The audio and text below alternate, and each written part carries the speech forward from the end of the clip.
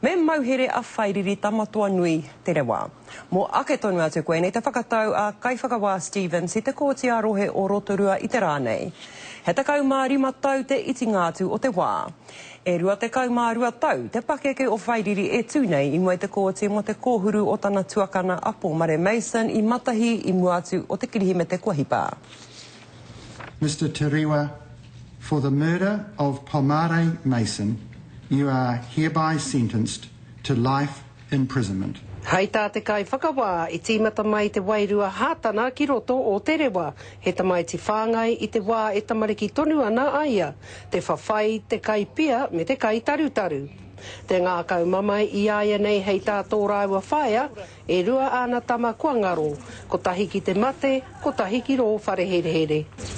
Just a lost mother. Kei te mamai tone. O te whakarite nā te ture ki o mātou whakaro i tēnei rā, tino māma e pāna ki te kaupapa hōhonui o te kaupapa e kawea nei e tō mātou mokopuna. Ki te uru te rā wairua kino to i te tangata, e ka mahi a te tahi mahi rereke. Māramara wā ke o na whakaro, waheke. I te pō i mate ai a Paul Murray Mason i te inu ki e rāua ko tana taina a te rewa.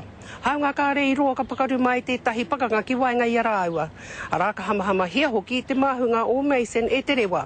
I muri mai i tērā ka toi atu ki waho. A i reira hoki ka hamahama hia anō tana māhuna mā te tahi pātiti. A i muri anō hoki i tērā, a rā ka tapahia tana korokoro mā te tahi putia naihi.